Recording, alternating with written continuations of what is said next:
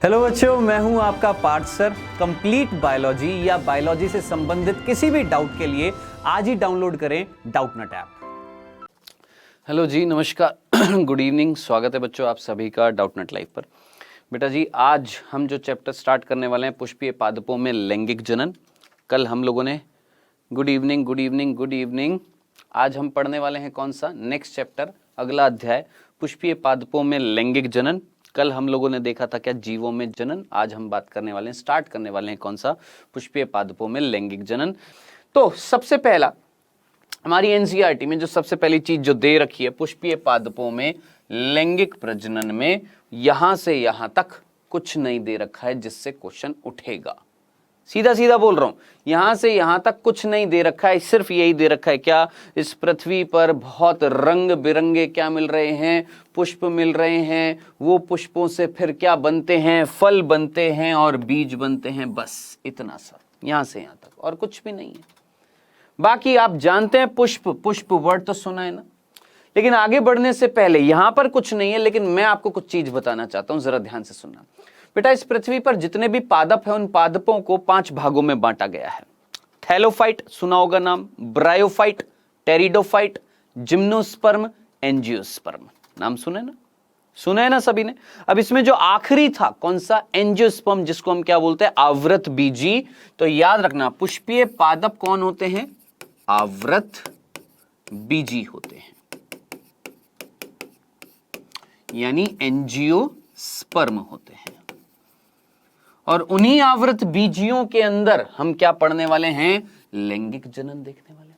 अब आप ये अच्छे तरीके से जानते हैं कि आवृत बीजी क्यों बोला है, क्योंकि इनके बीज जो होते हैं वो किसी ना किसी आवरण से ढके रहते हैं। और वो कौन होता है, फल होता है। फल खाया ना आप, फल के अंदर कौन होता है, बीज होता है। तो ऐसे पादप जिनके अंदर बीज जो होता है वो एक आवरण से घिरा रहता है, कौन, फल भित्ति से या फल के अंदर होता है, उनको हम क्या बोलते हैं, आवृत बीजी बोलते हैं। और इन पुष्पीय पादपों में दोनों वर्ड आ रहे हैं क्या, ऐसे पादप जिनमें होंगे पुष्प, और पुष्प बाद में बदलेंगे किसमें, फल में, और फल में क्या मिलेगा, बीज मिलेगा। तो बीज किसके अंदर मिल रहे हैं, फल के अंदर मिल रहे हैं, यानी बीज आवरण से घिरे हुए हैं। तो आई होप ये सिंपल सी बात, बहुत बेसिक सा कंसेप्ट आपको समझ में आ गया होगा कि ये चैप्टर का मीनिंग क्या है। ठीक है, चलिए आगे चलते हैं।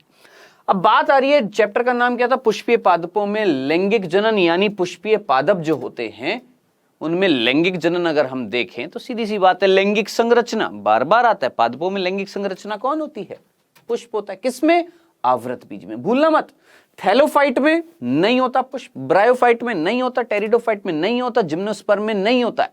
केवल वे पादप जिनमें पुष्प होता है उनको हम बोलते हैं एंजियोस्पर्म, यानी आवृत बीजी बोलते हैं।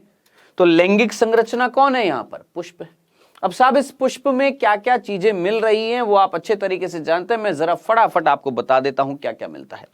देखिए, ये एक पेड़ है, इस पेड़ की ये जड़ें हैं, और इस तने से क्या निकली है, एक डंडी निकली है।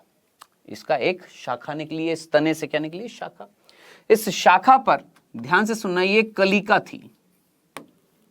क्या थी, एक कलिका थी, जिसको हमने बोला अपस्थानिक कलिका। अपस्थानिक कलिका, ठीक है। और इस कलिका के अंदर क्षमता है क्या, ये आगे जाकर निर्माण कर रही है किसका, पुष्प का। यानी ये कलिका किस पर पैदा हुई है, शाखा पे। शाखा किससे निकली है, तने से, ठीक है। अब तना जो है वो जमीन के बाहर का भाग है, और जमीन के बाहर जो भाग मिलता है एक पादप में वो क्या कहलाता है, प्ररो कहलाता है। क्या कहलाता है, प्ररो, यानी शूट, ठीक है। तो प्ररो में क्या आ गया, तना आ गया, उसकी शाखा आ गई, उस शाखा पर कौन मिल रही थी, अपस्थानिक कलिका। और यही कलिका आगे जाके विकसित हो रही है किसमें, पुष्प में। यानी अपस्थानिक कलिका रूपांतरित हो रही है, रूपांतरित का मतलब मॉडिफाई हो रही है किसमें, पुष्प में। तो अब आपसे कोई पूछे, कोई भी व्यक्ति अगर आपसे पूछे पुष्प किसका मॉडिफिकेशन होता है, पुष्प किसका रूपांतरण होता है, तो क्या मैं बोल सकता हूं, प्ररोह का रूपांतरण कौन होता है, पुष्प होता है। बोल सकते हैं भाई प्ररो में आता क्या है, सोचिए, तना आता है, उसकी शाखाएं आती हैं, पर्ण आती हैं, पुष्प आता है। तो पुष्प किससे मॉडिफाई हुआ है, किससे बना है, हम बोलेंगे प्ररो से बना है। प्ररो कौन था भैया, तना था। इस तने से क्या निकली है, शाखा, शाखा से क्या निकली, कलिका, कलिका रूपांतरित हो गई है, बदल गई है किसमें, पुष्प में। तो पुष्प किससे रूपांतरित हुआ इस कलिका से, कलिका किस पे निकल रही है, इस शाखा, शाखा पे, शाखा किससे बनी है, इस तने से। ये तना किसका भाग है, प्ररो का। तो प्ररो रूपांतरित हो रहा है फाइनली किसमें, पुष्प में। अगर आपसे कोई पूछता है फ्लावर किसका मॉडिफिकेशन है, तो आप बोलेंगे सर शूट का। फ्लावर यानी पुष्प किससे बनाया गया है, आप सीधा बोलेंगे सर किसके रूपांतरण से बना है, प्ररो के रूपांतरण से बना। ये सिंपल सा था। अब इस पुष्प की अगर मैं संरचना देखूं तो इस पुष्प में क्या क्या दिखाई दे रहा है। सबसे पहले ये डंडी जो इस पुष्प को इस शाखा से जोड़ रही है, इस डंडी का नाम क्या होता है, पुष्प वृंत होता है। क्या बोलते हैं इसको, पुष्प वृंत। आप बोलेंगे इंग्लिश में, मैं इंग्लिश में भी वर्ड लिख दूंगा, लेकिन अभी सीधा सीधा सुनिएगा, इसको हमने क्या बोला, पुष्प वृंत। ठीक है, अब इधर देखिएगा, ये जो पुष्प वृंत है इस डायग्राम में, ये नीचे की तरफ ये रही, ये कौन है, पुष्प वृंत है।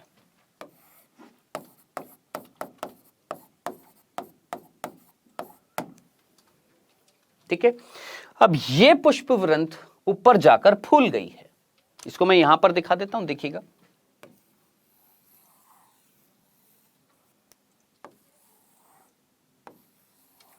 सिंपल सा डायग्राम देखिएगा।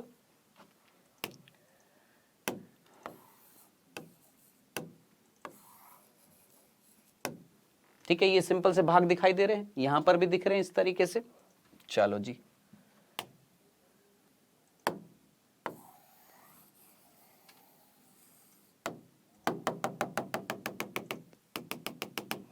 ये बहुत सिंपल सी बेसिक सी बच्चों वाली चीज है, आप जानते हैं सभी। इधर की तरफ बनाया है, इधर ऑटोमेटिकली इधर भी होएगा ये। ठीक है, अब इस पुष्प में ये वाली जो भाग जो था, ये जो डंडा जो था, दिख रहा है आपको, इसे हमने बोला है क्या, पुष्प वृंत। ये वाला भाग क्या कहला रहा है, पुष्प वृंत। और इस पुष्प वृंत के ऊपर जो फूला हुआ भाग है, इसे हम बोलते हैं पुष्पासन। इंग्लिश में भी लिख दूंगा, पहले हिंदी में लिख रहा हूं, क्या बोलते हैं, पुष्पासन। अब इस पुष्पासन से क्या क्या निकला हुआ है या क्या क्या जुड़ा हुआ है, देखिएगा, ध्यान से सुनेगा। सबसे पहले ये वाला भाग क्या कहलाता है, वर्तिकाग्र। सिंपल, बिना टाइम वेस्ट किए, हम ज्यादा टाइम वेस्ट नहीं करेंगे क्योंकि आप अच्छे तरीके से जानते हैं। ये क्या कहलाता है, वर्तिका। और ये वाला भाग जो है इसे हम क्या बोलते हैं, अंडाशय।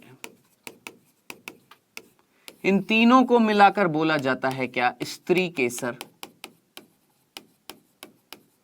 या अंडप। क्या बोलते हैं, स्त्री केसर या अंडप। इतनी सी बात समझ में आ गई है। चलें आगे।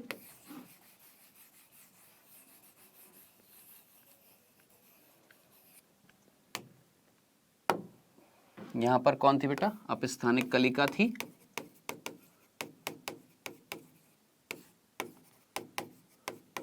और ये कलिका किस में बदल गई है, पुष्प में।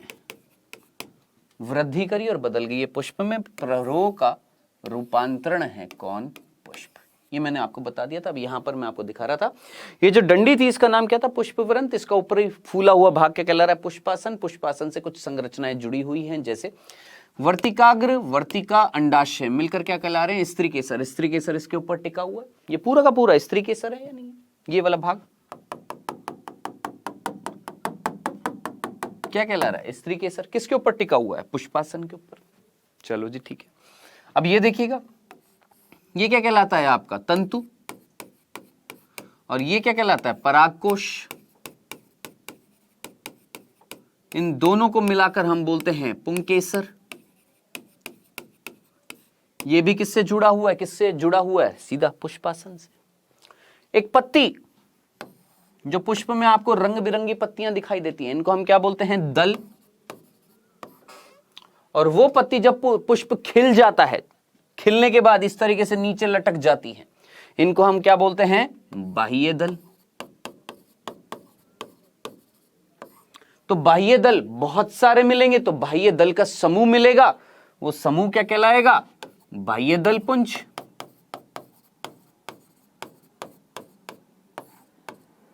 ठीक है, और इसी प्रकार जो दल मिलेंगे, दलों का जो समूह होएगा वो क्या कहलाएगा? दलपुंज। जो रंग बिरंगी पत्तियां होंगी पुष्प में वो क्या कहला रही हैं? दल। बहुत सारी हैं, क्या कहलाएगा? दलपुंज।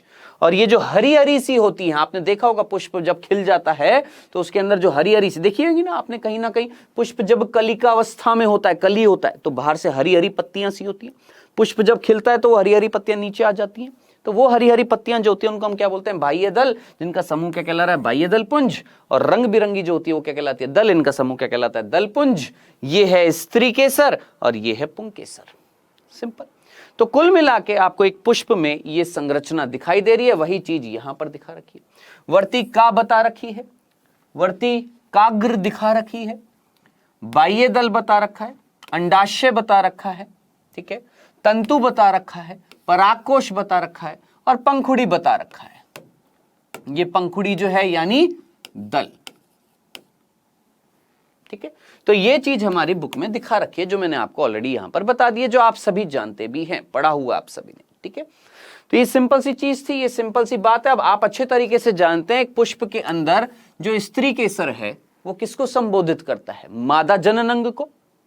और पुंकेसर जो है वो किसको बता रहा है? कौन सी संरचना है? ये एक नर जननांग है। ये आप सभी को पता है, मुझे बार बार दोहराने की जरूरत नहीं, इतनी सिंपल सी चीज आप बचपन से पढ़ते आ रहे हैं, 9-10 से पढ़ते आ रहे हैं कि पुंकेसर कौन है? नर जनन अंग को दर्शाएगा और स्त्री केसर मादा जनन अंग को। ठीक है, आइए आगे पढ़ते हैं क्या दे रखा है।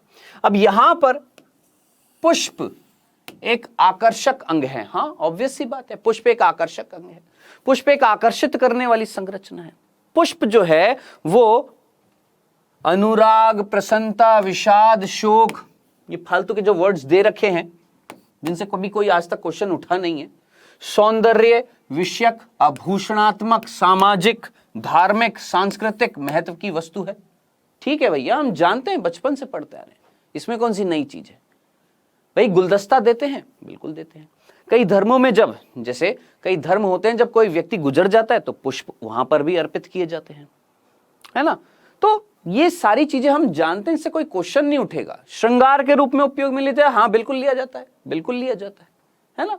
तो कुल मिला के यहां से कोई क्वेश्चन उठने वाला नहीं है। लेकिन एक क्वेश्चन जो उठता है वो ये, पुष्प की खेती क्या कहलाती है? फ्लोरिकल्चर। अब आप मुझे बताएं, क्या मैंने आपको स्टार्टिंग में बहुत सारी लॉजी बताई थी जहां पर ये वर्ड आया था फ्लोरिकल्चर? देख लीजिएगा, आया था। और मैंने क्या बोला था? आपकी बुक में कहीं ना कहीं ऐसी लॉजी कल्चर हर चैप्टर में कहीं ना कहीं मिल जाएगा। तो यहां पर मिल गया और यहां से क्वेश्चन उठता है, तो याद रखना पुष्पों की खेती की जाती है। पुष्पों की खेती की जाती है, उसे हम क्या बोलते हैं? फ्लोरिकल्चर। अब मैं आपसे पूछना चाहूंगा, देखते हैं आप में से कितने बच्चे सीरियसली पढ़ रहे हैं, मेरी बातों को ध्यान से सुन रहे हैं। जरा जल्दी से मुझे बताएं, कौन सा बच्चा है जो मुझे यह बताएगा पुष्पों का अध्ययन क्या कहलाता था? झट से, फट से, फटाक से, बिना उस दिन की स्लाइड देखे, बिना चीटिंग किए, कौन बताएगा पुष्पों का अध्ययन क्या कहलाता है? अध्ययन पुष्पों का देखें जरा, पता तो लगे भाई, पढ़ रहे हैं कि नहीं पढ़ रहे हैं। आ नहीं रहा आंसर। नहीं भैया, फ्लोरिकल्चर नहीं होता पुष्पों का अध्ययन, नहीं। यस, क्या बात है कैप्टन जैक स्पैरो। बेटा अपना नाम रखो, एक तो अर्पिता राठौड़, वेरी गुड बेटा। Gaurav Patra, well done. Ankita, well done. Florology, ठीक है, फ्लोरोलॉजी कई जगह मिल जाएगा, लेकिन बेस्ट वर्ड क्या है? डॉक्टर शमा, वेल डन। डॉक्टर अंजलि, गलत लिखा बेटा आपने। प्रीतम प्रजापत, कार्तिक बाबू, गौरव पात्रा, क्या बात है। चलिए, तो बिल्कुल सही लिखा है जिन बच्चों ने लिखा है। मोहसिन, निशा यादव, प्रियंका पटेल, इकरा, नीट 2021, मोहम्मद आमिर, बहुत अच्छे, बिल्कुल सही है। पुष्पों का अध्ययन जो होता है, मैंने आपको बताया था और बोला था, याद रखना, क्या? एंथोलॉजी। क्या कहलाता है?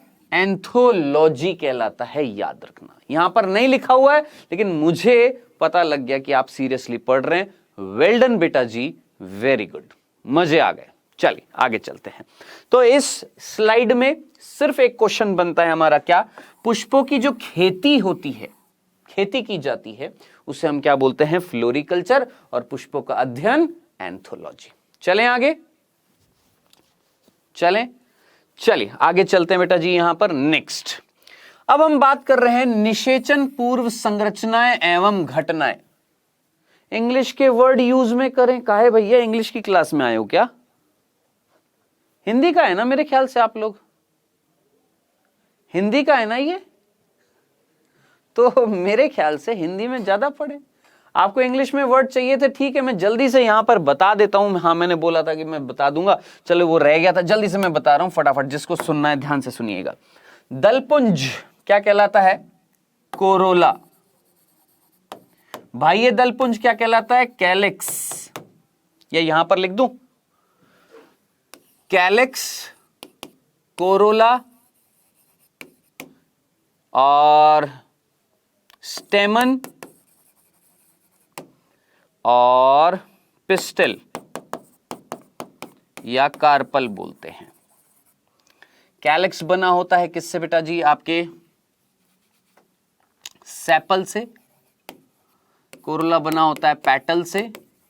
स्टेमन बना होता है आपके एंथर से और फिलामेंट से।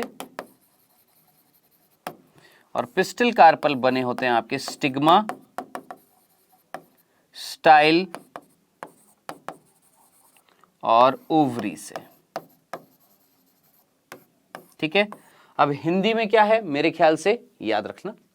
ठीक है, कैलिक्स यानी बाह्य दलपुंज, लिखते जाइएगा अपने साथ साथ। कैलिक्स यानी बाह्य दलपुंज, जो किससे बना हुआ है? बाह्य दल। सेपल कौन है? बाह्य दल। देखिए, कैलिक्स कौन है? बाह्य दलपुंज। कोरोला कौन है? दलपुंज। बाह्य दलों को हम क्या बोलते हैं? याद रखना, सेपल। और दल कौन है? पेटल।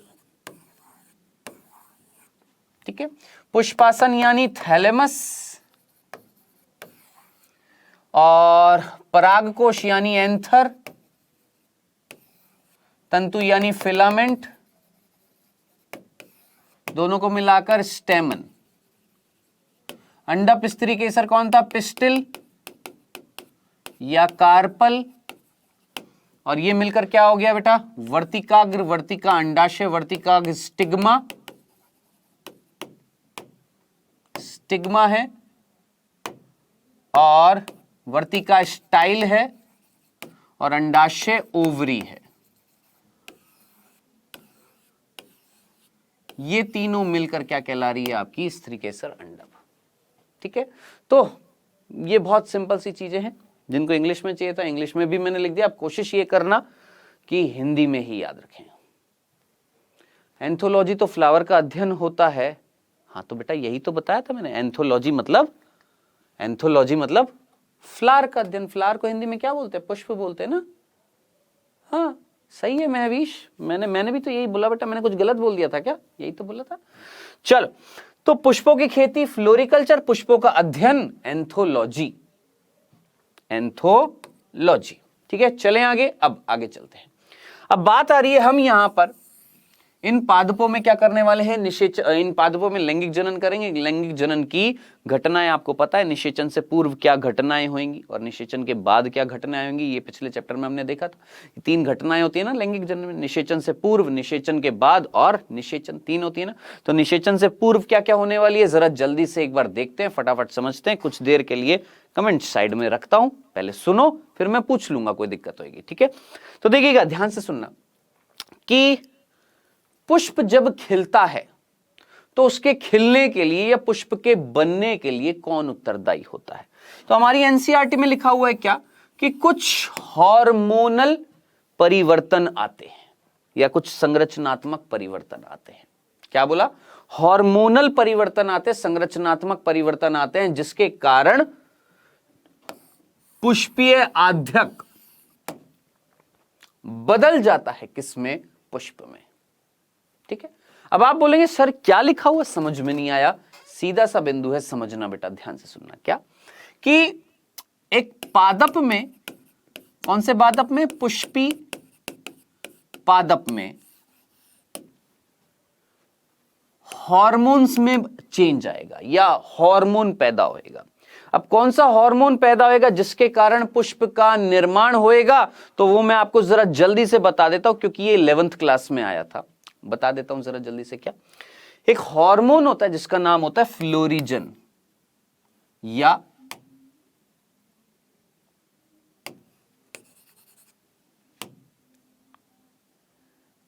फाइटोक्रोम।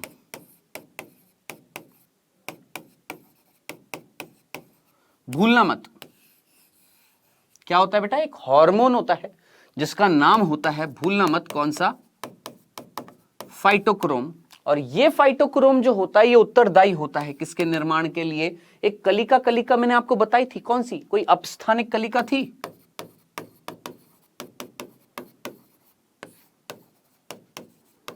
जिसको हम पुष्पीय कलिका भी बोलते हैं,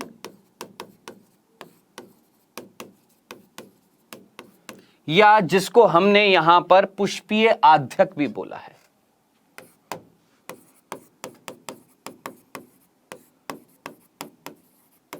ठीक है, तो वापस से सुनना, बहुत सिंपल सी चीज समझाने की कोशिश मैं आपको कर रहा हूं। क्या? ध्यान से सुनना। क्या एक पेड़ है, पादप है, आवृत बीजीय एंजियोस्पर्म है, उसका तना था, तने से निकली शाखा, शाखा जब निकल गई विकसित हो गई।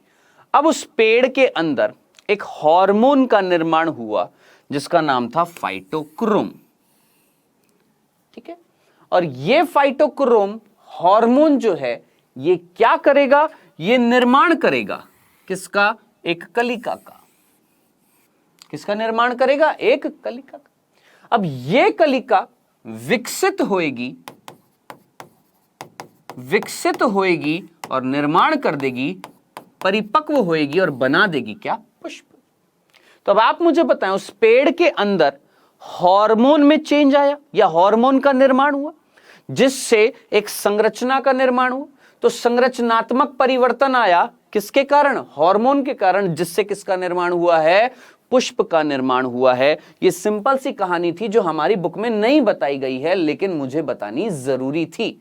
अब बताएं, क्या ये लाइन समझ में आ गई है? इससे क्वेश्चन उठा है, इसलिए मैं आपको बता रहा हूं क्या कि पुष्प का निर्माण कब होता है? जब हार्मोनल और संरचनात्मक परिवर्तन आते हैं जिससे पुष्पीय आध्यक जो है बनता है, और यह पुष्पीय आध्यक जो है वो बदल जाता है। किस में बदल जाता है बेटा जी? पुष्प में बदल जाता है। सिंपल। अब यहां से यहां तक सिर्फ ये 2 लाइन से क्वेश्चन उठा है। इसके अलावा नीचे बहुत सिंपल सी लाइन है, पुष्प में नर जनन अंग कौन सा होता है? अभी अभी आपने जाना कि पुंकेसर जो होते हैं, पुंकेसर जो होते हैं वो किसको संबोधित करते हैं? नर जनन अंग को। और जायांग जो होता है या स्त्री केसर जो होते हैं वो किसको संबोधित करते हैं? मादा जनन अंग को। क्या ये चीज क्लियर है बेटा? ये इसको दोहराने की जरूरत है, इतनी सी बात को समझ में आ गया है? जरा जल्दी से मुझे बताएं, थम्स अप दे दिया करें ताकि आपको समझ में आ गया है। और कोशिश करें कि एक ही बार में समझने की कोशिश किया करें, कि एक ही बार में समझने की। मैं बहुत तेजी से भी नहीं बोल रहा हूं और मैं बहुत स्लो भी नहीं बोल रहा हूं, सामान्य स्पीड में बोल रहा हूं ताकि आपको वो चीज समझ में आ जाए। ठीक है, चलें आगे। Well done. अब ये इतनी सी बात समझ में आ गई है। एनसीईआरटी सभी ने खोल रखी है ना भैया? खोल रखी है ना? पढ़ते जाइएगा साथ साथ। ठीक है, ये अंडरलाइन करते जाइएगा अपनी एनसीईआरटी में। नेक्स्ट, अब उसके बाद सीधी सी बात है भाई, आपने हेडिंग डाल रखी है क्या? निषेचन पूर्व संरचनाएं और घटनाएं। एक घटना बता दी, अब बात करने वाले हैं संरचना की। किसकी संरचना की? नर जनन अंग की बात करेंगे, फिर मादा जनन अंग की बात करेंगे। तो सबसे पहले बात कर रहे हैं नर जनन अंग यानी पुंकेसर। किसकी बात करेंगे? पुंकेसर, जिसके अंदर मिलेगी लघु बीजाणु धानी और लघु बीजाणु धानी के अंदर मिलेंगे परागकण। अब जिनको ये नहीं पता है, नो टेंशन, मैं सिर्फ एक वर्ड बोला, क्या? पुंकेसर की बात करेंगे जो नर जनन अंग है। ठीक है, पुंकेसर के अंदर कौन मिलेगी? लघु बीजाणु धानी, और लघु बीजाणु धानी के अंदर कौन मिलेंगे? पराग कण मिलेंगे। डन, इतनी सी बात। अब देखिए यहां पर बहुत सिंपल सी लाइन, यहां से यहां तक जब आप पढ़ेंगे बहुत सिंपल सी चीज दे रखी है, यहां से यहां तक कुछ नहीं बता रखा, सिंपल सा बता रखा है कि आप परागकण लो, एक प्लेट के ऊपर डालो, पानी डालो, घिसो, देखो कुछ दानेदार संरचना दिखाई देगी। भैया इससे कोई क्वेश्चन नहीं बन रहा है, क्वेश्चन यहां से बनेगा। देखिए क्या पुंकेसर किससे बना हुआ है? आप बोलेंगे सर ये दो संरचना से बना हुआ है, एक तो ये संरचना और ये एक डंठल है, एक डंडी है। इस डंडी को हम क्या बोलते हैं? ये जो डंठल जो होता है इसको हमने क्या नाम दिया था? हमने बोला इसको तंतु। सिंपल, क्या नाम दिया इसको? तंतु। और ये जो फूला हुआ भाग है इसको हम क्या नाम देते हैं? भैया सीधा सीधा परागकोश। अब जिसको ने यही लाइन नहीं पढ़ी उसको क्या समझ में आएगा भाई, है ना? तो पुंकेसर किससे बना हुआ बेटा? दो भागों से, एक है डंठल है जिसको हमने क्या बोला है? तंतु, और उसका फूला हुआ भाग ऊपर की तरफ जिसका नाम है परागकोश। सिंपल सा था। चलें आगे। अब आपसे कोई क्वेश्चन पूछे पुंकेसर का कौन सा भाग पुष्पासन से जुड़ा होता है, तो आप मुझे आंसर दें तंतु के परागकोश। बहुत सिंपल सा क्वेश्चन पूछ रहा हूं और ऐसा क्वेश्चन उठ जाता है कई बार। सोचिए, बहुत सिंपल सा क्वेश्चन है, बताएं आंसर। कौन सा भाग पुंकेसर का पुष्पासन से जुड़ा होता है? वेरी गुड, बहुत सही है। अब जरा सोचिए, ऐसा अगर क्वेश्चन आया तो छोड़ के आएंगे क्या? ऐसे क्वेश्चन को छोड़ के आएंगे? बिल्कुल नहीं छोड़ के आएंगे भैया, बिल्कुल नहीं छोड़ के आएंगे। अरे ये तो घी मक्खन है भाई, है ना? ये तो चीनी मक्खन है। ऐसे क्वेश्चन अगर आ गए तो मौजा ही मौजा होएगा, और आते हैं। आप देखिएगा प्रीवियस ईयर के पेपर में जल्दी डलवाता हूं हिंदी मीडियम में, आप देखिएगा ऐसे क्वेश्चन आते हैं बच्चों। ठीक है, तो ये बच्चा जिसने लिखा है एंथर, कृपया करके पढ़ो बेटा। ये है एंथर और ये है तंतु और बांगड़ू। मैंने अभी थोड़ी देर पहले बताया था आपको। इस संरचना को देख पुष्प में, ये है एंथर और ये है तंतु। तंतु पुष्पासन से जुड़ा हुआ दिखाई दे रहा है तेको कि एंथर जुड़ा हुआ दिखाई दे रहा है? सिंपल। इतना सा क्वेश्चन अगर तो गलत करके आएगा ना बेटा, गलत बात है ये। समझ में आया? आइए, ऐसे क्वेश्चन तो छोड़ने ही नहीं है भैया। आइए चलें आगे। अब ये सिंपल सी चीज दे रखी है, अब बात करने वाले हैं कि साहब ये तंतु का कार्य कुछ नहीं होता, ये जोड़ने का कार्य करता है। किसको? इस पराग कोश को पुष्पासन से। ठीक है, सिंपल। क्या आप क्या बोलेंगे? क्या बोला सर आपने? अरे भैया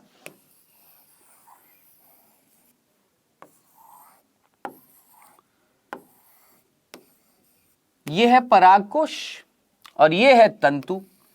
आप मुझे बताएं, क्या मैं बोल सकता हूं तंतु परागकोश को पुष्पासन से जोड़ रहा है, नहीं जोड़ रहा? तंतु परागकोश को पुष्पासन से जोड़ रहा है या नहीं जोड़ रहा है? यानी परागकोश पुष्पासन से सीधा तो जुड़ा नहीं है, बीच में कौन आ रहा है? तंतु आ रहा है ना? चलिए, तो ये सिंपल सा वर्ड है कौन? तंतु। इससे कोई क्वेश्चन नहीं उठने वाला है। हाँ, ये याद रखना कि ये तंतु जो होता है ये किससे जुड़ा होता है? पुष्पासन से जुड़ा होता है। ठीक है, फिलामेंट बोलते हैं। Very good. अब आगे पढ़ते हैं। यहां पर कुछ भी नहीं है, सिंपल सी चीज जो लिखी हुई है, इससे कोई क्वेश्चन नहीं बनेगा। मैं पूरा पढ़ता हूं, उसके बाद ही मैं यहां पर ये लगाकर आता हूं। ठीक है, तो ऐसा नहीं है कि आप नहीं पढ़ेंगे, एक बार रीडिंग लगा लीजिए। मेरे ख्याल से यहां से कोई क्वेश्चन नहीं उठेगा, इस वजह से मैंने आपको बताया यहां पर कुछ ऐसा कुछ है नहीं यहां पर। ठीक है, जो क्वेश्चन जहां से उठेगा वो मैंने आपको बता दिया है। नेक्स्ट, अब आते हैं बेटा जी यहां पर इसके बाद जो नेक्स्ट पन्ना, मतलब उसके आगे जो नीचे लिखा हुआ है उस पर क्या क्या चीजें लिखी हुई है, यहां से क्वेश्चन बनेगा। ठीक है, अब देखिए लिखा हुआ एक प्रारूपिक आवृत बीजी परागकोश द्विपालित होता है तथा प्रत्येक पाली में 2 कोष्ठ होते हैं, अर्थात ये द्विकोष्ठी होता है। परागकोश एक 4 दिशीय चतुष्कोणीय संरचना होती है जिसमें 4 कोने लघु बीजाणुधानी होते हैं जो बाद में पराग पुटी में बन जाते हैं। ये लाइन को अंडरलाइन कर लीजिएगा। अब इस लाइन का सिंपल सा मीनिंग था, ध्यान से देखना क्या था। देखिए आपको ये परागकोश दिख रहा है, दिख रहा है ना? इसको और अच्छे ढंग से देख लेते हैं हम यहां पर। देखिए ये परागकोश है, हमने इसको काटा। क्विज नहीं आएगा भैया कृष्णा मुरारी, क्विज नहीं आएगा। अरे भांगड़ू, नीट की तैयारी करने आया है, किसकी तैयारी करना है भाई? क्विज नहीं आया, मतलब कुछ भी है। पढ़ ले बेटा, सीरियसली पढ़, सीरियसली कोई चीज पढ़ने आया बेटा तू, है ये मौजा ही मौजा लेने आया, ध्यान से पढ़ो इसको। तो ये क्या था बेटा, पराग कोश था। इस पराग कोश को जब हमने काटा, या काटने से पहले मैंने आपको बताया कि ये जो पराग कोश है, इस पराग कोश को देखकर मुझे बताओ इसमें ये एक पाली और ये एक पाली दिख रही है, मतलब ये एक पाली है, एक और पाली है। टोटल कितनी पाली है पराग कोश में? आप बोलेंगे सर 2, ठीक है। ये एक पाली और ये भी एक पाली है, यानी पराग कोश कैसी संरचना है? द्विपालित है, ठीक है, सिंपल, इसमें कोई दिक्कत तो नहीं थी। ये चीज यहां पर लिखी हुई है क्या, एक प्रारूपिक आवृत बीजी पराग कोश द्विपालित होता है। ये पहली लाइन क्लियर हो गई। कितनी पालियां मिल रही हैं? 2 पालियां मिल रही हैं। चलो जी, 2 पालियां मिल रही हैं, ठीक है। अब जब हमने इन दोनों पालियों को काटा, तो काटकर हमें एक ऐसी संरचना दिखाई दी।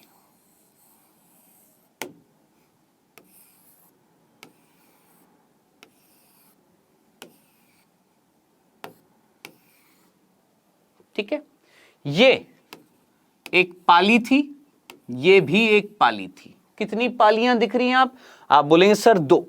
ये एक पाली, ये दूसरी पाली। कितनी पालियां हैं? 2। ये भी पाली है और ये भी पाली है। एक पाली, दूसरी पाली। एक पाली में, इस पाली में, ये पाली में कितने किनारे दिखाई दे रहे हैं? 2। यानी एक पाली में कितने किनारे हैं? एक पाली में कितने किनारे हैं? कितने कोष्ठ है? ये किनारा क्या कहलाएगा? कोष्ठ।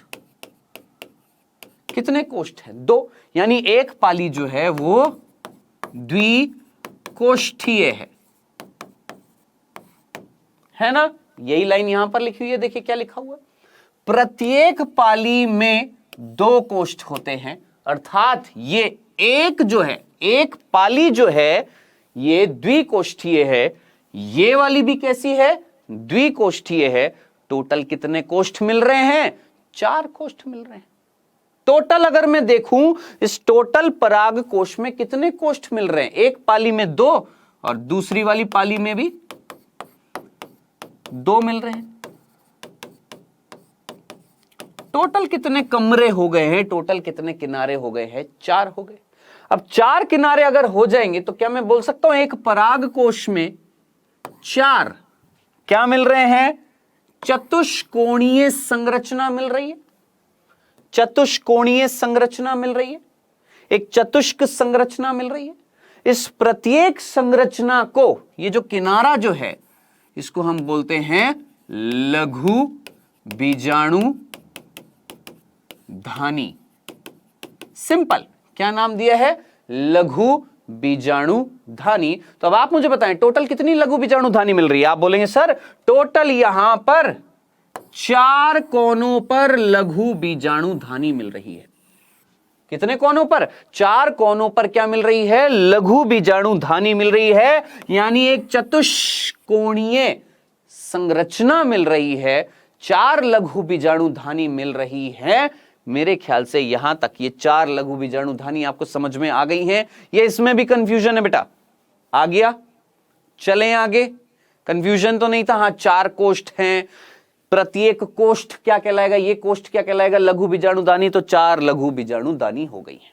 डन, समझ में आ गया? अब जरा ध्यान से सुनना, ध्यान से सुनना। ये लघु बीजाणु धानी बाद में किसी और नाम से पुकारी जाएगी। क्या बोला मैंने? ये लघु बीजाणु धानी बाद में किसी और नाम से पुकारी जाएगी। किस नाम से? परागपुटी के नाम से। किस नाम से? बाद में इसे बोला जाएगा परागपुटी। अब आप बोलेंगे ऐसा क्यों? ऐसा क्यों? बाद में क्यों बोला गया परागपुटी? पहले क्यों बोला गया लघु बीजाणु दानी? तो बस इतना सा याद रखना, यहां पर कुछ संरचनाओं का निर्माण होएगा जिन्हें हम बोलेंगे क्या? लघु बीजाणु क्या बोलेंगे? लघु बीजाणु। सुनना, पहले बात को सुनना। यहां पर कुछ संरचनाओं का निर्माण होगा जिनका नाम होगा लघु बीजाणु, और यही लघु बीजाणु बाद में बदल जाएंगे किसमें? पराग कण में। तो अब आप मुझे बताएं, लघु बीजाणु जब पराग कण में बदल जाएंगे, है ना, किसमें बदल जाएंगे? पराग कण में बदल जाएंगे, तब इस लघु बीजाणु धानी को मैं क्या नाम दूंगा? परागपुटी नाम दूंगा। जब लघु बीजाणु मिल रहे होंगे तो क्या नाम पड़ेगा? लघु बीजाणु धानी। जब ये लघु बीजाणु विकसित होकर किसमें बदल जाएंगे? पराग कण में, तो नाम बदल कर क्या रख दिया जाएगा? परागपुटी।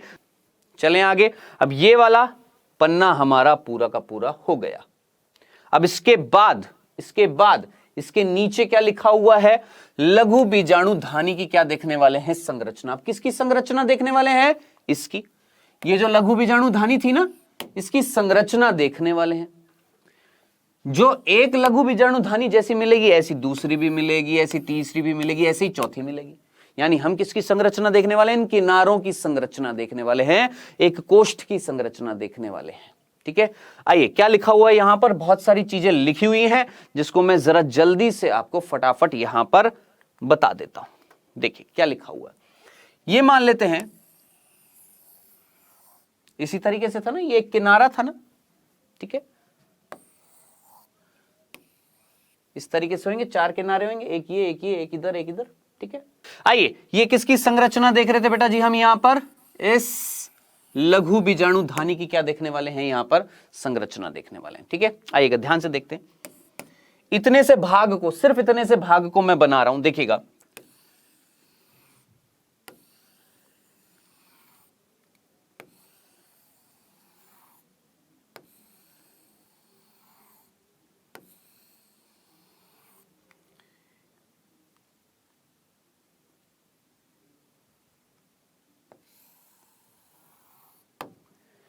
बताएं बेटा जी मुझे,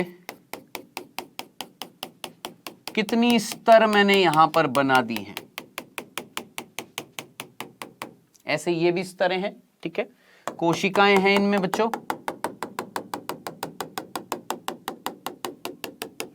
ये भी एक स्तर होएगी,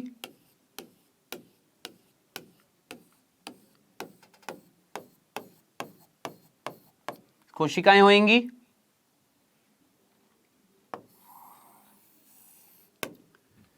और ये भी एक स्तर है। आप बोलेंगे सर आपने बहुत ज्यादा स्तरें बना दी है। मैं बोलूंगा नहीं, सोच समझकर बनाई हैं।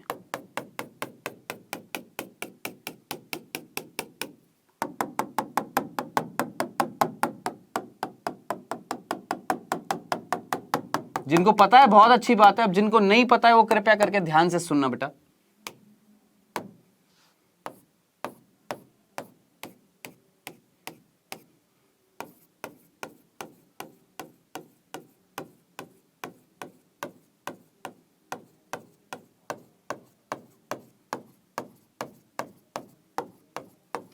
देखिए कुल मिला के, ठीक है, हाँ, कुल मिला के ध्यान से सुनना, टोटल कितनी स्तर हैं? आप बोलेंगे सर हमने तो पढ़ा था कि ये जो बीजाणु धानी होती है, लघु बीजाणु धानी होती है, इसमें 4 स्तर होती हैं। ध्यान से पढ़ना, 4 प्रकार की स्तर हैं, 4 संख्या में नहीं है, 4 प्रकार हैं।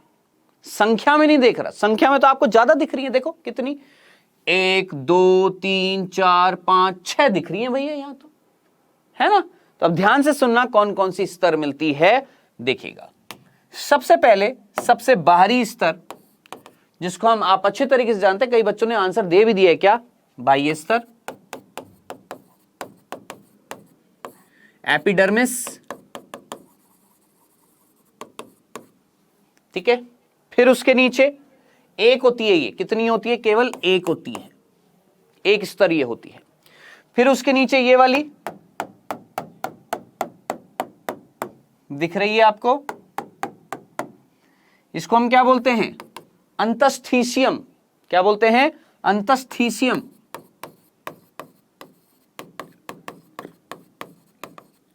इंग्लिश में बोलते हैं एंडोथीसियम। ठीक है, नेक्स्ट ये भी कितनी होती है, एक ही होती है, ये भी एकल स्तरीय होती है, ये भी एकल स्तरीय, ये भी एकल स्तरीय। अब इसके नीचे वाली देखना कितनी है, 1 2 3, 3 स्तरें दिखाई दे रही है, फर्स्ट सेकंड थर्ड, 3 स्तरें दिखाई दे रही हैं बेटा। ये 3 स्तर कहलाती हैं क्या, मध्य स्तर, मिडिल लेयर। अब इनकी संख्या मैंने यहां पर जानबूझकर 3 बनाई है। आप बोलेंगे सर हमेशा 3 होती है, नहीं, 1 भी हो सकती है, 2 भी हो सकती है, 3 भी हो सकती है, यानी 1 से 3 हो सकती है, सिंपल। और आखिरी जो सबसे ज्यादा इंपॉर्टेंट है, जिसका नाम आप सभी जानते हैं, टेपिटम होती है ना, कौन सी, टेपिटम। ये कितनी होती है, ये भी 1 होती है, सिंपल, समझ में आ गया। तो कुल मिला के स्तरें कितने प्रकार की हैं, 4 हैं, लेकिन इनकी संख्या जरा सोचिए कितनी हो सकती है, सोचिए। 1 टेपिटम, 1 अंतस्थीसियम, 1 बाह्य स्तर और मिडिल स्तर यानी मध्य स्तर अगर 1 हुई तो टोटल कितनी हो जाएंगी, 4 हो जाएंगी। अब 1 टेपिटम, 1 अंतस्थीसियम, 1 बाह्य स्तर और 2 मध्य स्तर हो गई तो कितनी हो जाएंगी, 5। 1 टेपिटम, 1 अंतस्थीसियम, 1 बाह्य स्तर और 3 मध्य स्तर हो गई तो कितनी हो जाएंगी, 6। यानी ये जो लघु बीजाणुधानी है, इसकी अगर मैं संख्या देखूं, स्तरों की संख्या देखूं तो कितनी हो सकती है, 4 से 6 हो सकती है। वो डिपेंड करेगा कि मध्य स्तर कितनी है। अगर 1 हुई तो 4 हो जाएंगी, 2 हुई तो 5 हो जाएंगी, 3 है तो 6 हैं। क्लियर है ये वाली चीज, समझ में आ गया। चलें आगे, कंफ्यूजन तो नहीं था। हाँ बिल्कुल बिल्कुल बिल्कुल अभिषेक, अभी हम सारी चीजें पढ़ने वाले हैं। हाँ, संख्या से रिलेटेड क्वेश्चन आ सकता है। हाँ जी बेटा, एक बार आया हुआ है, यस आया हुआ है, इसी वजह से मैंने जानबूझ के बताया आपको, ठीक है। चलिए अब देखिएगा बेटा जी, यहां पर ध्यान से सुनना, 4 भित्तियों से आवृत होता लिखा हुआ है।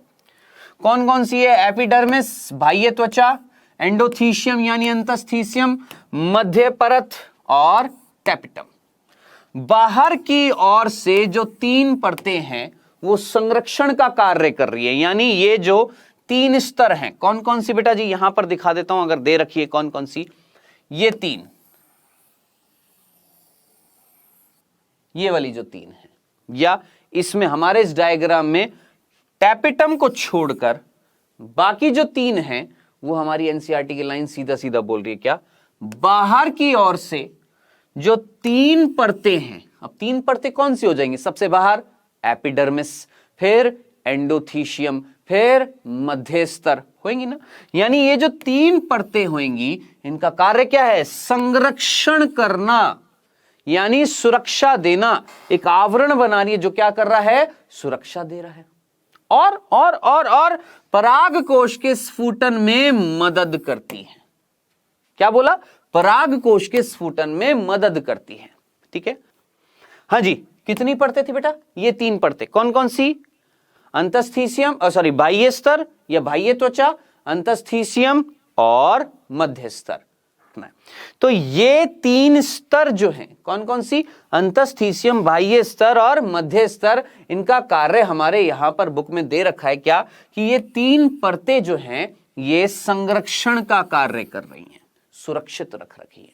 और किस चीज में सहायता कर रही है, ये पराग कोश जो है ना, ये वाला पराग कोश दिख रहा होगा, ये पराग कोश, जब इसकी दोनों पालियां, जैसे दोनों पालियां ऐसे ही तो होंगी, सोचो ये मेरा एक हाथ है, इसमें ये एक पाली है, ये दूसरे हाथ की ये पालियां, दोनों एक दूसरे से इस तरीके से थी, ठीक है। अब जरा सोचिए, ये दोनों पालियां जब खुलेंगी, फटेंगी, तो इनके अंदर से कुछ बाहर निकलेगा। ये फटने की प्रक्रिया किसकी, पाली जब अलग होंगी, फटेंगी, तो क्या मैं बोल नहीं सकता पराग कोश का फटना या पराग कोश का स्फुटन कहलाएगा ना। तो बेटा जी आपसे कोई पूछे पराग कोश के स्फुटन में कौन सहायता करता है, तो हमारी एनसीईआरटी की लाइन साफ साफ बोल रही है क्या, कि बाहर की जो 3 परतें हैं वो सुरक्षा भी दे रही हैं, तथा साफ साफ लिखा हुआ है, तथा पराग कोश के स्फुटन में मदद करती हैं। किसके स्फुटन में, पराग कोश के स्फुटन में मदद करती हैं। अब आप बोलेंगे क्यों फट रहा है भैया, अंदर मिल रहे हैं परागकण, परागकण जब ये फटेंगे, कौन पराग कोश फटेगा, स्फुटन होगा तो परागकण बाहर आ जाएंगे, खत्म। अब सबसे अंदर वाली जो आंतरिक संरचना जो थी, आंतरिक स्तर जो थी, उसका नाम था टैपिटम। मैंने बोला बहुत इंपॉर्टेंट है क्योंकि इससे क्वेश्चन बनते हैं।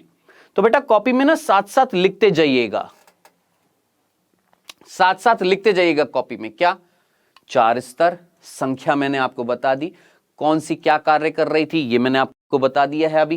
क्या ये 3 संरक्षण और स्फुटन में सहायता कर रही है, बस इतना सा लिख लीजिएगा कॉपी में अगर नोट्स बना रहे अपने हाथ से।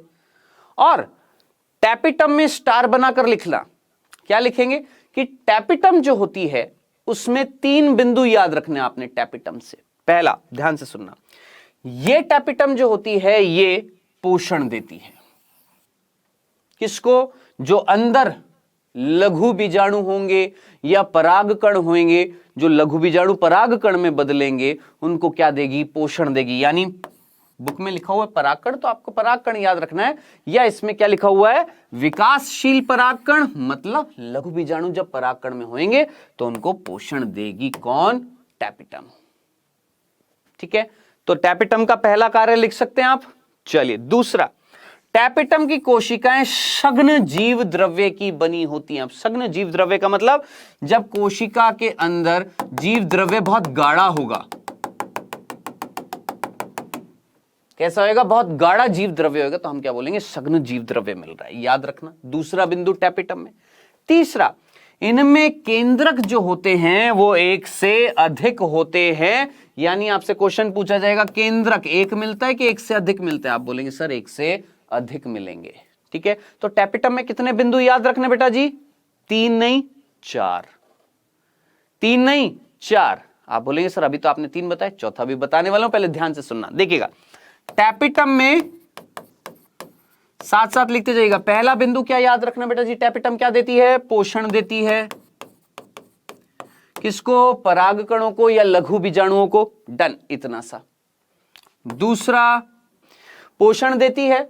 दूसरा, ध्यान से सुनना, क्या कर रही थी बेटा, इसके अंदर जो कोशिका जो थी, टैपिटम की जो कोशिका थी उसके अंदर जीव द्रव्य कैसा था, सघन था, गाढ़ा था। तीसरा, केंद्रक जो है वो 1 नहीं मिल रहे, 1 से ज्यादा मिल रहे हैं, यानी बहुकेंद्रकीय परिस्थिति है।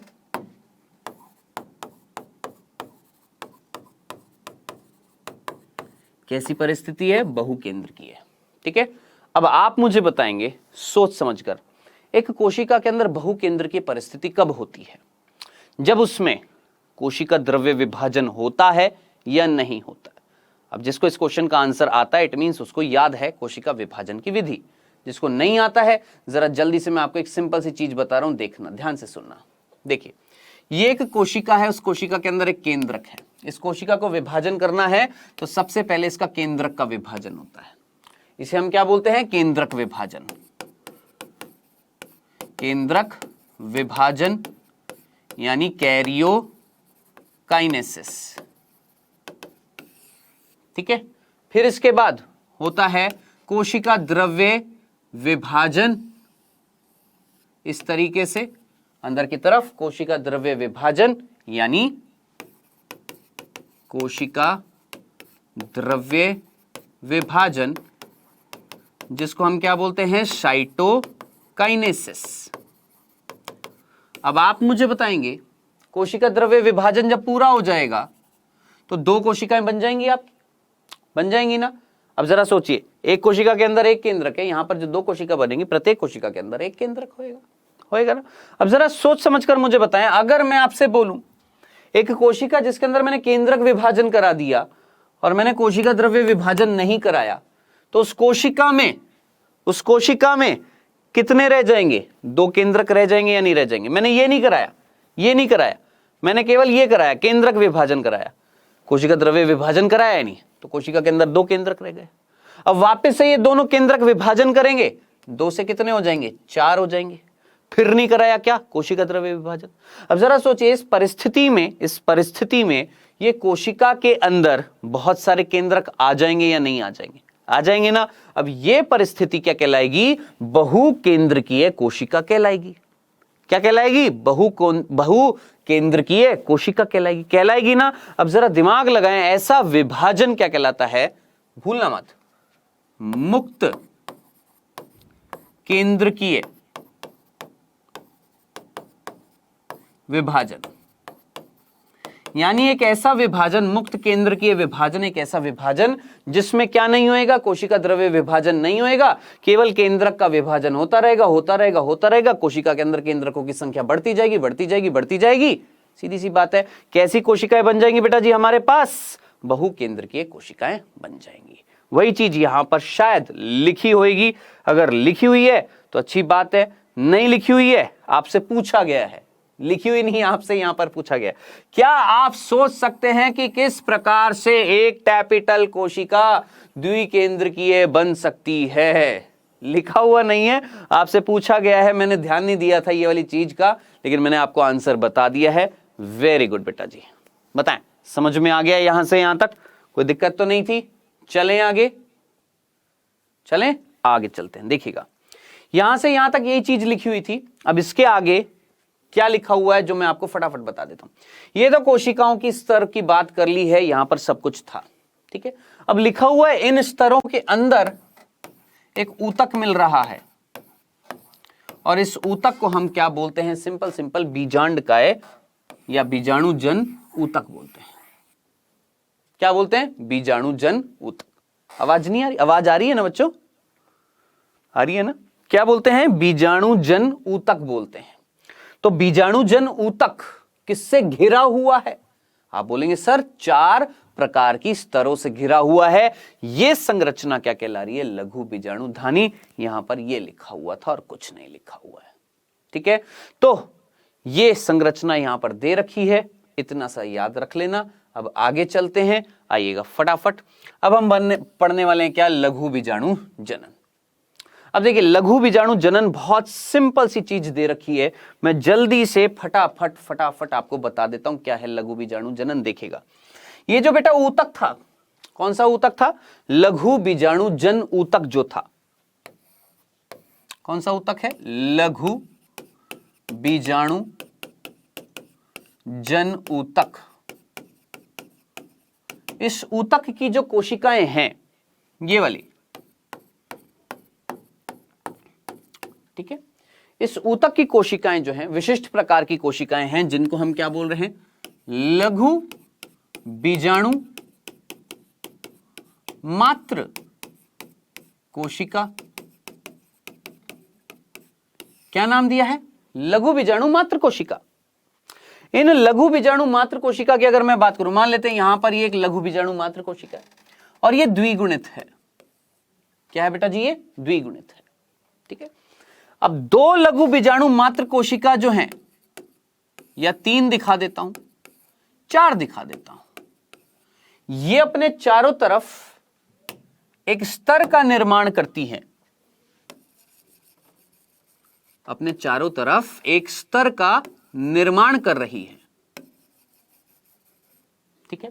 इस स्तर का नाम है, याद रखना, कैलोज। क्या नाम है बच्चों? कैलोज। तो आपसे कोई पूछे कैलोज कौन है, आप सीधा बोलेंगे सर कैलोज एक स्तर है जो किसने बनाई है? इन लघु बीजाणु मात्र कोशिका ने अपने चारों तरफ बनाई है। खत्म। अब ये शायद हमारी एनसीईआरटी में नहीं लिखा हुआ है, फिर भी याद रख लेना ये वाली चीज। एक्स्ट्रा मैंने एक चीज बताई है, क्या?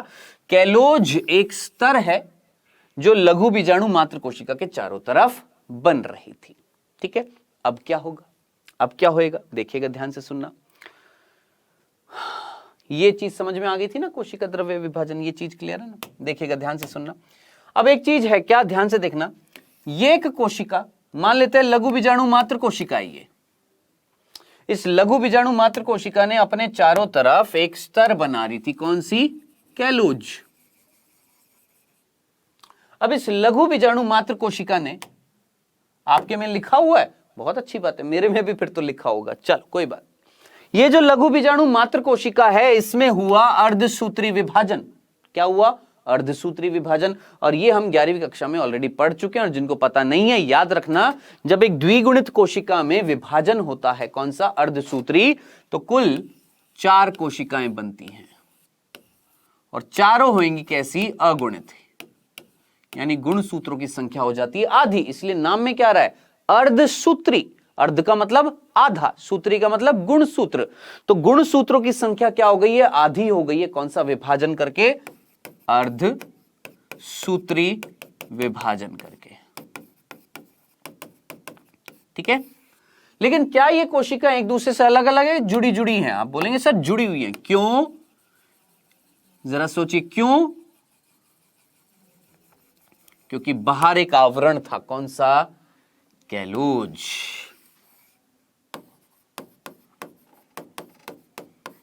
ठीक है, तो इसको यूं भी समझ सकते हैं, जैसे आप एक रूम के अंदर हैं, एक रूम है, ये रूम आपका एक आवरण है ना, रूम जो है वो एक आवरण है। अब मैं जो था, मेरे से एक और व्यक्ति पैदा हुआ, उससे एक और हुआ, उससे एक और हुआ, बहुत सारे हैं, लेकिन हैं तो हम सभी अभी भी किसके अंदर, आवरण के अंदर। वही चीज है, एक कोशिका से 4 कोशिकाएं बनी है, 4 कोशिका किसके अंदर होंगी, जो इस कोशिका का आवरण था, जिसका नाम है क्या, कैलोज। सिंपल है। तो अब आप मुझे बताएं, ये जो संरचना बन रही है, ये क्या, कितनी कोशिकाओं से बनी हुई है, 4 कोशिकाओं से, इसका नाम है चतुष्क। क्या नाम है, चतुष्क। और ये जो कोशिकाएं बनी हैं, किससे बनी है, इस कोशिका का नाम क्या था, लघु बीजाणु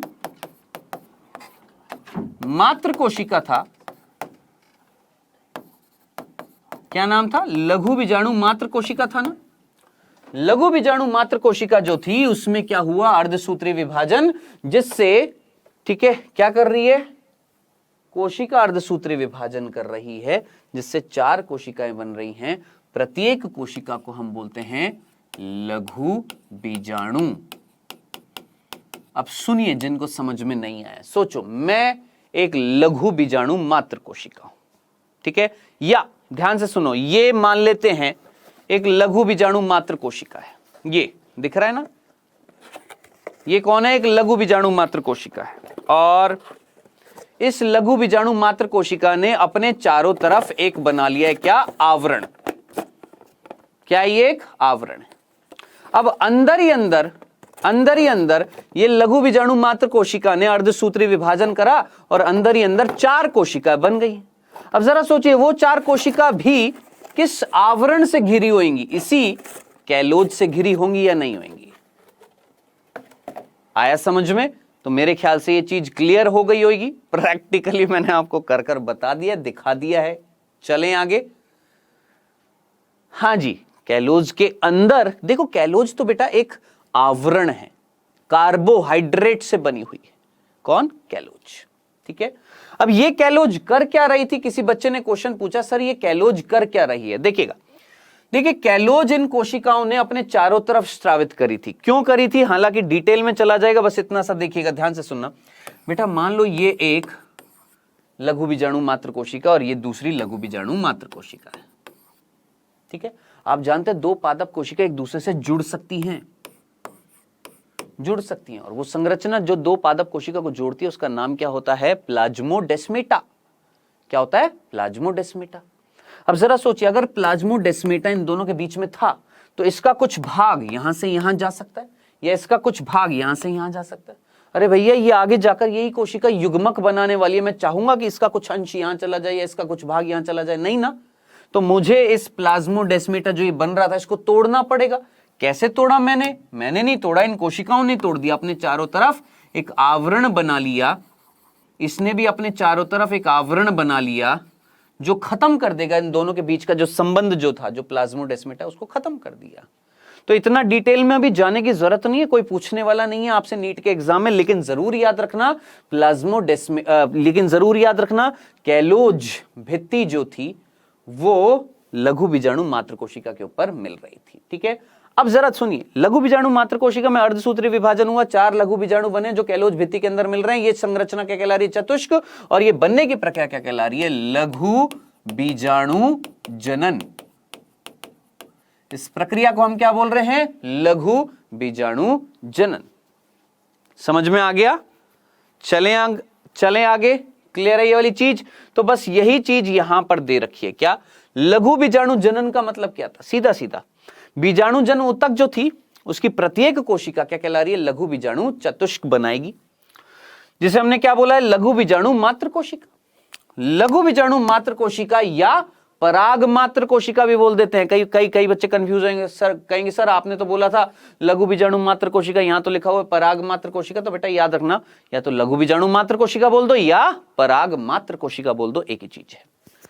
तो भैया पराग मात्र कोशिका या लघु बीजाणु मात्र कोशिका में क्या हुआ? अर्धसूत्री विभाजन हुआ, जिससे क्या बने हैं? लघु बीजाणु बने हैं। कितने बने हैं भैया? 4 बने हैं। किसके अंदर? लघु बीजाणु धानी के अंदर। ठीक है, और ये जो हैं ये चतुष्क के रूप में मिल रहे हैं, चारों एक साथ जुड़े हुए हैं। कौन सी भित्ति के कारण? कैलोज भित्ति के कारण। समझ में आ गया? सिंपल सी चीज थी। हाँ जी, अब साहब क्या बना दिए थे बेटा जी हमने? ये चतुष्क बना दिए। अब ये चतुष्क कहां पर मिल रहे हैं? ये चतुष्क यहीं पर मिलेंगे। कहां पर? यहां पर। इस तरीके से 4 कोशिकाएं अंदर। ठीक है, जो भारी आवरण से ढकी हुई है। कौन से? कैलोज से। अब क्या होएगा? जब ये पूर्ण रूप से परिपक्व हो जाएगा, कौन? लघु बीजाणु धानी, तो ये जो स्तर जो थी, कौन कौन सी बेटा? ये जो स्तर थी हमारी, कौन सी? ये वाली टैपिटम। अब इसका कार्य नहीं दे रखा है, लेकिन मैं आपको बता देता हूं, ये टैपिटम एक और कार्य कर रही है। ये एक एंजाइम स्त्रावित कर रही है जिसका नाम है कैलेज। यही टैपिटम, ये जो टैपिटम है, ये एक एंजाइम निकालेगी। कौन सा? कैलेज। अब जरा सोचिए, यहां पर अंदरूनी स्तर कौन सी थी आपकी? टैपिटम। उस टैपिटम ने एक एंजाइम निकाला कैलेज। वो कैलेज किसको तोड़ देगा? किसको खत्म कर देगा? कैलोज को। जैसे सुक्रेज किसको तोड़ता है? सुक्रोज को। माल्टेज किसको? माल्टोज को। अमाइलेज किसको? अमाइलोज को। उसी तरीके से लाइपेज किसको? लिपिड्स को। प्रोटीएज किसको? प्रोटीन को। उसी तरीके से यहां पर कैलेज किसको तोड़ेगा? कैलोज को। अब कैलेज जैसे ही तोड़ देगा कैलोज को, किसने तोड़ा? कैलेज ने। जब कैलोज को तोड़ा तो सोच समझकर मुझे बताएंगे, यहां पर दिमाग लगाइएगा।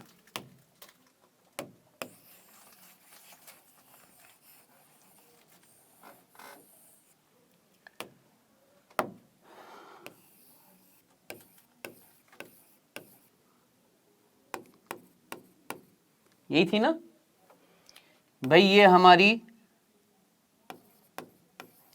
लघु बीजाणु मात्र कोशिका थी जिसके बाहर एक आवरण मिल रहा था। लघु बीजाणु मात्र कोशिका ने अर्धसूत्री विभाजन कराया, 4 कोशिका बना दी, लघु बीजाणु बना दिया, लघु बीजाणु जनन हो गया। आइए ध्यान से सुनना। तो हम यहां पर बात कर रहे थे साहब, ये पराग लघु बीजाणु मात्र कोशिका ने लघु बीजाणु जनन करके 4 लघु बीजाणु बनानी है, जो चारों बाहर से ढकी हुई हैं। किससे? एक आवरण से। और इस आवरण का नाम क्या था? कैलोज था। और ये जो टैपिटम जो थी, इसने एक एंजाइम निकाला, उस एंजाइम का नाम कैलेज था। और उस कैलेज ने किसको खत्म कर दिया? कैलोज को खत्म कर दिया। अब कैलोज, ध्यान से सुनना, जैसे ही कैलोज खत्म हो जाएगी, अब आप मुझे बताएं कौन फ्री हो जाएंगे, कौन मुक्त हो जाएंगे? ये आपके लघु बीजाणु एक दूसरे से अलग हो जाएंगे, फ्री हो जाएंगे, मुक्त हो जाएंगे ना। तो अब लघु बीजाणु एक दूसरे से क्या हो गए हैं बेटा? फ्री हो जाएंगे। और फ्री होने के बाद अब ये परिपक्व होंगे। अब ये क्या होंगे? मैच्योर होंगे, परिपक्व होंगे। तब मैं इनको नाम दूंगा क्या? परागकण। क्या नाम दूंगा? परागकण। तो आपसे कोई पूछेगा परागकण किससे बना? आप बोलेंगे सर लघु बीजाणु जो था, या लघु बीजाणु का जो चतुष्क जो था, ये चतुष्क के ऊपर जो कैलोज लेयर थी, जब वो हट जाएगी तो अंदर जो लघु बीजाणु है वो मुक्त हो जाएंगे, फ्री हो जाएंगे। और फ्री होने के बाद में वो परिपक्व होंगे, मैच्योर होंगे और बदल जाएंगे किसमें? परागकण में। ठीक है, तो देखिए यहां पर यही लिखा हुआ है। क्या? यहां तक हमने ऑलरेडी पढ़ लिया था। इसके बाद यहां पर क्या लिखा हुआ है कि ये जो लघु बीजाणु चतुष्क जो था लिखा हुआ है, ये लघु बीजाणु चतुष्क जैसे ही परागकोश परिपक्व होएगा, स्फुटित होएगा, तब लघु बीजाणु, साफ साफ लिखा हुआ है, लघु बीजाणु एक दूसरे से विलग हो जाएंगे, विलग हो जाएंगे यानी अलग हो जाते हैं और पराग कणों के रूप में विकसित हो जाते हैं। साफ साफ लिखा है जो मैंने आपको बताया है, साफ साफ लिखा है यहां पर वही चीज जो मैंने आपको बताई है। क्या कि साहब ये पराग मात्र कोशिका या लघु बीजाणु मात्र कोशिका, बाहर थी एक कैलोज भित्ति, अंदर इस कोशिका ने विभाजन किया, 4 कोशिकाएं बनाई, चारों में प्रत्येक कोशिका का नाम है क्या? लघु बीजाणु, जो एक दूसरे से पहले चिपके हुए थे क्योंकि आवरण से घिरे हुए थे। कौन से? कैलोज से। बाद में टैपिटम ने एंजाइम निकाला, कौन सा? कैलेज। कैलेज ने हटा दी क्या? कैलोज। कैलोज जब हट जाएगी तो ये लघु बीजाणु एक दूसरे विलग हो जाएंगे, अलग हो जाएंगे, और अलग होने के बाद में विकास करेंगे और बदल जाएंगे किसमें? पराग कण में। ये साफ साफ यहां पर लिखा हुआ है। बस अब देखिए यहां पर हम पढ़ने वाले हैं किसकी संरचना बेटा जी? पराग कण की संरचना। ये है कौन? पराग कण। ठीक है, लेकिन पराग कण बना किससे है? जरा ध्यान से सुनिए। पराग कण जो है वो बनाया किससे गया था? सोचिए, ये लघु बीजाणु है। कौन है बच्चों? ये लघु बीजाणु है, और यही लघु बीजाणु आगे जाकर विकसित होएगा और बनाएगा क्या? पराग कण बनाएगा। ठीक है, अब जब ये विकास करेगा, पराग कण बनाएगा, तो इसमें कहीं ना कहीं परिवर्तन आएंगे, आएंगे ना?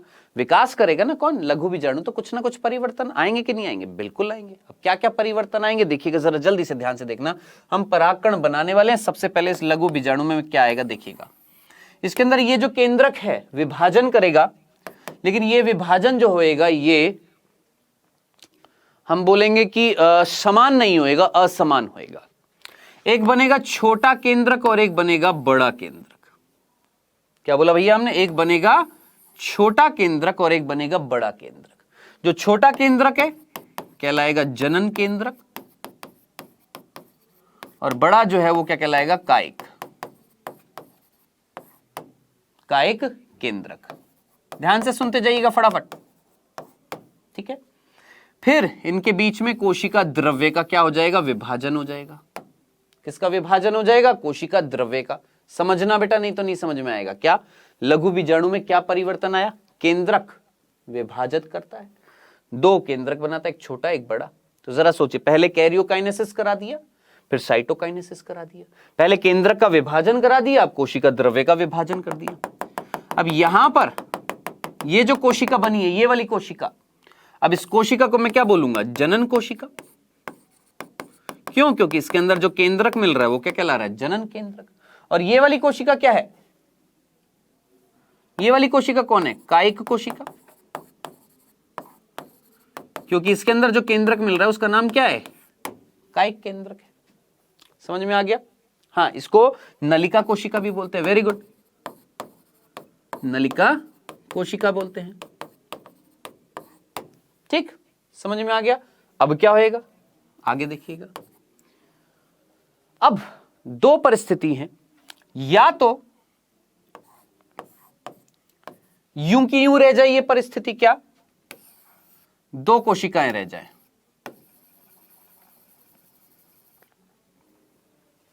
दो कोशिकाएं रह जाएं, एक जनन कोशिका और एक कायिक कोशिका, या एक और चीज हो जाए। क्या?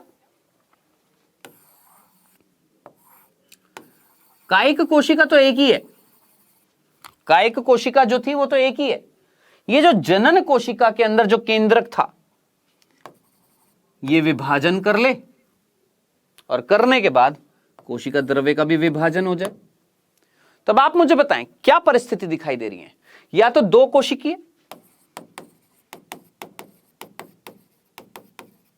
या 3 कोशिकीय, या तो 2 कोशिकीय या 3 कोशिकीय। दिखाई दे रहा है? कहीं लिखा हुआ है? हाँ लिखा हुआ है, यहां पर लिखा हुआ है। ठीक है, अभी दिखा दूंगा। 2 कोशिकीय या 3 कोशिकीय। ठीक है, अब जरा सोचिए, 2 कोशिकाओं में छोटी कोशिका कौन है? जनन कोशिका, बड़ी कायिक कोशिका। यहां पर 2 जनन कोशिकाएं हैं दो क्या है, जनन कोशिका और एक है कायिक कोशिका। समझ में आ गया?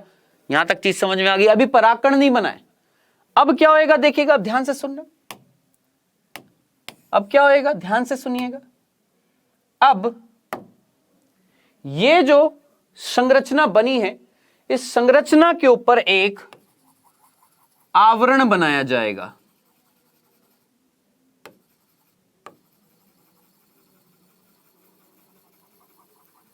इस संरचना के ऊपर एक आवरण चढ़ाया जाएगा, ठीक है।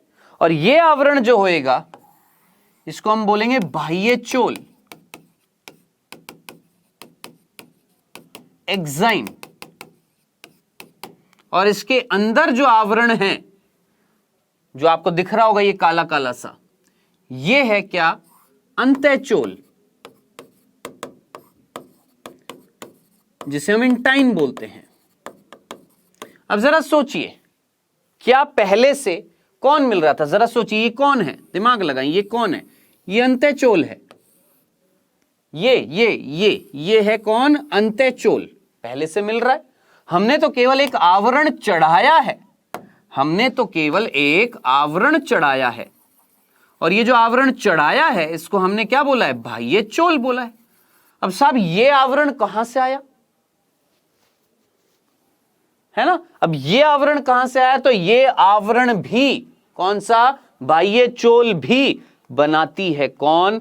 याद रखना, टैपिटम। तो इसका पांचवा कार्य था, याद रखना, क्या? बाह्य चोल का निर्माण।